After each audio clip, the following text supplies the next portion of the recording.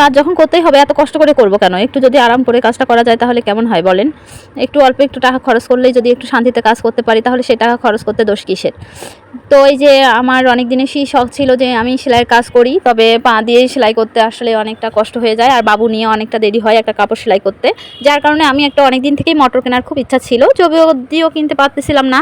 ভাবছিলাম একটা electric machine কিনবো, কিন্তু ইলেকট্রিক মেশিন কেনারও ওরকম আসলে শখ থাকলেও সামর্থ্য হচ্ছিল না।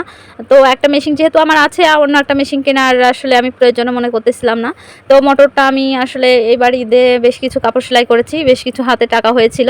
সেই টাকা দিয়ে আমি ভাবলাম টাকা যেহেতু রোজগার করেছি সেটা মেশিনের কাজেই ব্যবহার করি। তো সেটা ভেবে আমি তো মোটর নিয়ে এসেছি আর ফ্রি একজন মেকানিক্স পেয়েছি, পার্সোনাল মেকানিক্স। তাকে বুঝাই দিচ্ছি যে এটা এভাবে লাগাতে হবে।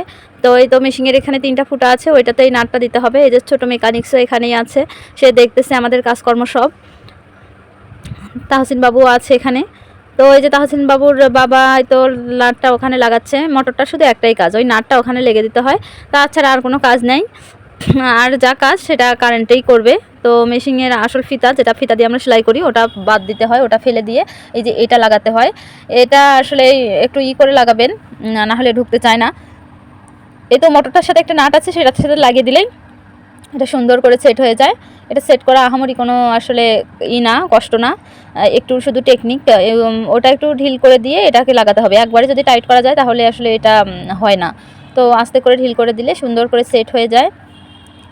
তো সেলাইয়ের কাজ যেহেতু আমি করি, আমার যেন স্বল্প সময়ে আমি মানে একটু ফাস্ট কাজটা করতে পারি।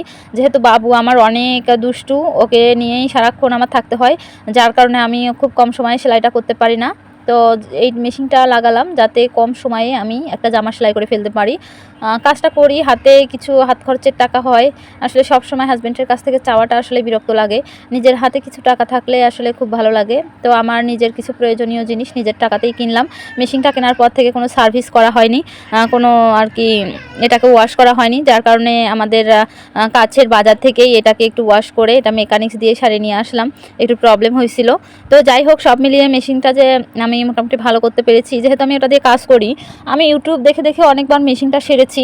মানে কোনো সময় আমি কোনো মিস্ত্রিকে বা কোনো মেকানিক্সকে দেখাইনি, কিন্তু ওভাবে আসলে হচ্ছিল না, কেননা দাঁতগুলা ক্ষয় হয়ে গেছিলো আর সেটা আমি চেঞ্জ করতে পারতেছিলাম না, যার কারণে মেকানিক্সের কাছে আমার নিয়ে যেতেই হতো। তো আমি 200-250 টাকা সার্ভিস চার্জ দিয়ে মেশিনটা ওয়াশ করে নিয়েছি, খুব ভালো হয়েছে। আর এক্সট্রা দাঁতটা আর দাঁতের নিচে একটা জিনিস থাকে, ওইটা চেঞ্জ করার জন্য আমার কাছ থেকে 190 টাকা নিয়েছে। তো যাই হোক, টাকাটা নিয়েছি ঠিক আছে, কিন্তু আমার মেশিনটা ভালো হয়েছে, এতে আমি অনেক খুশি। টাকাটা নেওয়ার পরে যদি দেখতাম যে মেশিনটা আমার ভালো হয়নি, তখন আসলে আমার কষ্ট লাগতো। তো এই যে দেখতে পাচ্ছেন এই প্লাগটা দেখাচ্ছে ওর আব্বু, এটাতেই সব কিছু, ওটাতে পা দিলেই আসলে স্পিড হয় আসলে মোটরটা, মানে মোটরটা কি স্পিডে চলবে এটাতে দেখা যায়। এই যে দেখেন, ওটাকে একটু ডেবে ধরতেছে আর মেশিনটা একটু একটু করে চলতেছে।